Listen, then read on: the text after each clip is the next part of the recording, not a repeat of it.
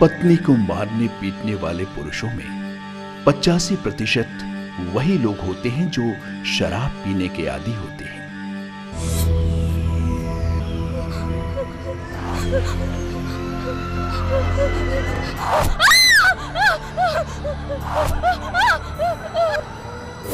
शराब हिंसात्मक प्रवृत्ति को बढ़ाती है।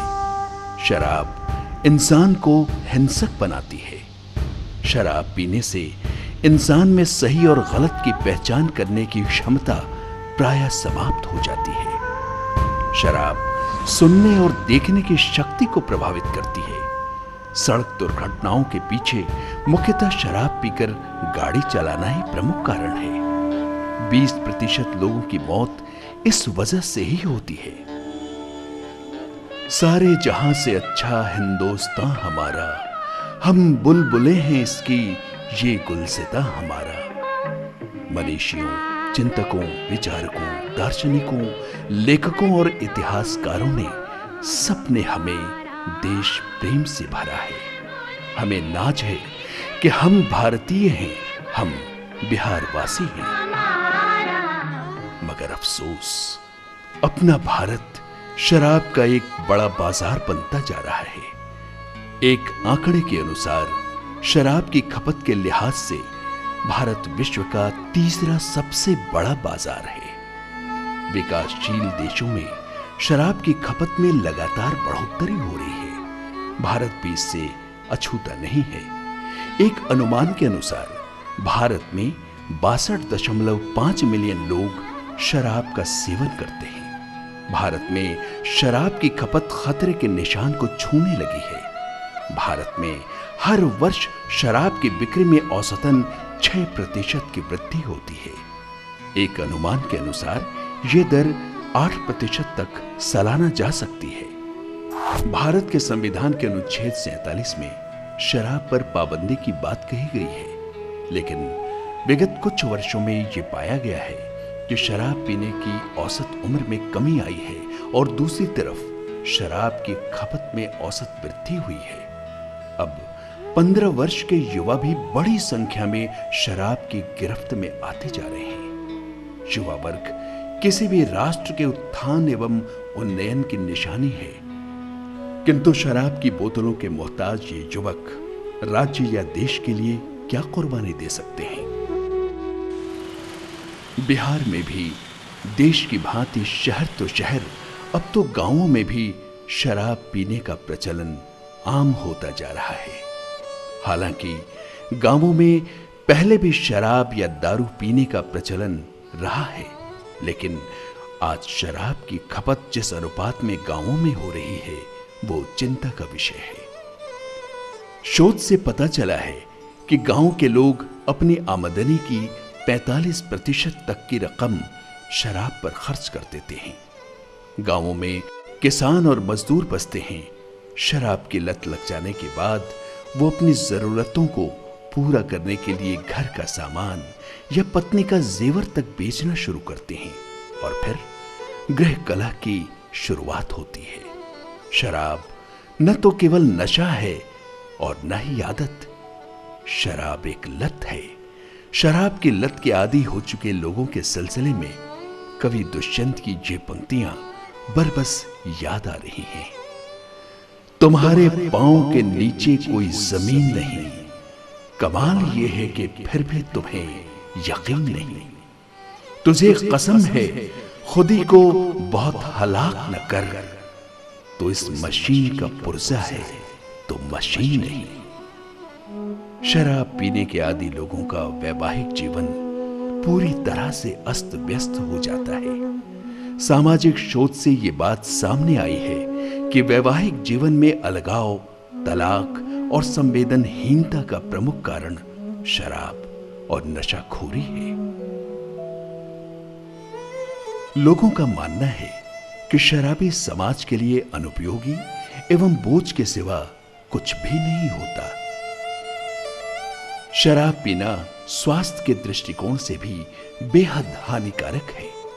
शराब शारीरिक क्षति पहुंचाने के साथ साथ मानसिक एवं आर्थिक क्षति का भी प्रमुख कारण है। इसके कारण मानवीय संवेदनशीलता में तो कमी आती ही है, विभ्रम की स्थिति भी पैदा हो जाती है। शराब पीने वाला व्यक्ति अपनी छोटी से छोटी समस्याओं का भी समाधान करने के लायक नहीं रह जाता, क्योंकि उसका आत्मविश्वास खत्म हो जाता है। वो भ्रमित सोच का शिकार हो जाता है, प्रायः हर समय डिप्रेशन में रहने लगता है, बात बात में उग्र हो जाता है, उसके खाने और सोने का क्रम अनियमित हो जाता है। शराब इंसान को डरपोक बना देता है। ऐसा भी देखने को मिला है कि अत्यधिक शराब पीने वालों के कानों में एक आवाज सुनाई पड़ने लगती है जो वास्तविक में काल्पनिक होती है। अगर आदमी बहुत शराब पीता है तो उसके मस्तिष्क में सिकुड़न होती है, वो समय से पहले उसके सोचने समझने की शक्ति में कमी आ जाती है, उसके विचार करने की शक्ति में कमी आ जाती है। और दूसरी बात जो ये है वो ये कि बहुत सारे मनोरोग होते हैं। शराब जो लगातार पीता है उसे चिंता रोग, अवसाद रोग अक्सर होते हैं। एक बीमारी होती है जिसे कहते हैं साइकोसिस। साइकोसिस में मरीज को क्या होता है कि उसको बहुत सारे वहम होते हैं, उस पर लगता है कोई मेरी शिकायत कर रहा है, कोई मेरे पीछे पड़ा है, कोई मेरा दुश्मन है। उसे लगता है कहीं से आवाज़ सुनाई पड़ती है, बहुत सारे उसे लगता है कहीं से कोई गाली दे रहा है उसे, तो इस तरह की आवाज़ें आती हैं। तो इस तरह के साइकोटिक डिसऑर्डर। शराब सेवन कर गाड़ी चलाने वाला व्यक्ति न तो अपने ऊपर नियंत्रण रख पाता है और न ही गाड़ी की रफ्तार पर।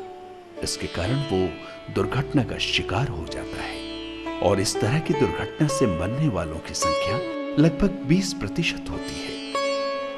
शराब धीरे धीरे इंसान को दिन प्रतिदिन की समस्याओं को सुलझाने लायक भी नहीं छोड़ती। शराब इंसान में आत्मघाती प्रवृत्ति ला देती है। शराब पीने वालों में खुदकुशी यानी आत्महत्या करने की प्रवृत्ति बढ़ जाती है। वे या तो खुदकुशी कर लेते हैं या करने की कोशिश करते हैं। शराब का सेवन करने वाली औरतों में गर्भधारण की क्षमता कम हो जाती है। अधिक शराब पीना औरतों में बांझपन एवं मर्दों में नपुंसकता का प्रमुख कारण है। शराब लीवर, किडनी एवं पाचन तंत्र को बुरी तरह से प्रभावित करता है। शराब कैंसर का भी एक प्रमुख कारण है।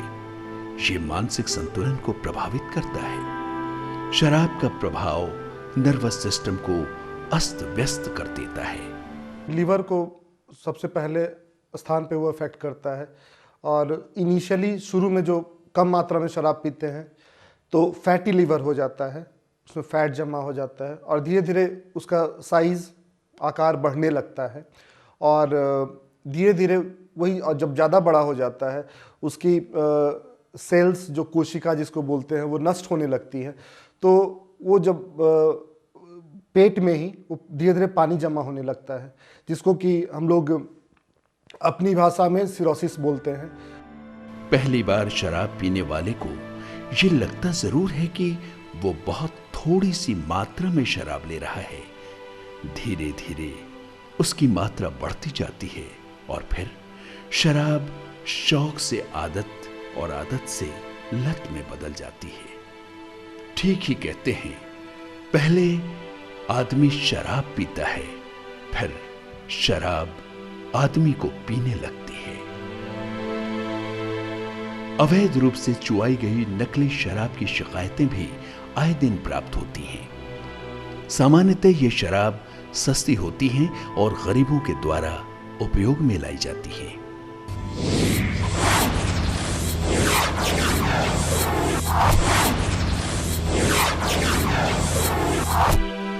ऐसी शराब पीने से न केवल शारीरिक अंगों को गहरी क्षति पहुंचती है बल्कि कभी कभी आदमी मर भी जाता है। बिहार सरकार शराब की बड़ी खपत से बेहद चिंतित है और इस मुद्दे पर काफी गंभीर है। शराब माफिया और नकली तथा मिलावटी शराब से लोगों को बचाने के उद्देश्य से काफी सख्त कदम उठाए गए हैं और Bihar state beverage corporation limited की स्थापना की गई। बिहार सरकार शराब खरीदकर अपनी निगरानी में इसे सील बंद कराती है, उसके बाद वेंडर को उपलब्ध कराती है। नकली और मिलावटी शराब से लोगों को बचाने के लिए बिहार सरकार हर स्तर पर प्रयत्नशील है। शराब की लत लाइलाज हरगिज नहीं है। इंसान चाहे तो इससे मुक्ति पा सकता है। आजकल हर जगह नशा मुक्ति केंद्र स्थापित किए गए हैं। वहां इससे छुटकारा पाने के सकारात्मक तरीके बताए जाते हैं। शराब के संदर्भ में एक बात तो अवश्य कही जा सकती है कि शराब किसी भी दृष्टिकोण से संगत और उचित नहीं है। राष्ट्रपिता महात्मा गांधी चाहते थे कि लोग शराब न पिएं। विनोबा भावे, चक्रवर्ती राजगोपालाचारी भी पूर्ण रूप से शराबबंदी के पक्षधर थे। शराब ही नहीं, हर नशाखोरी से तौबा करना ही स्वयं, राज्य एवं राष्ट्र के लिए हितकारी हो सकता है। महफिल सजी है दोस्त, आंखें खोल कर चलो, कहीं फिसल न जाए कदम, एहतियातों के साथ चलो।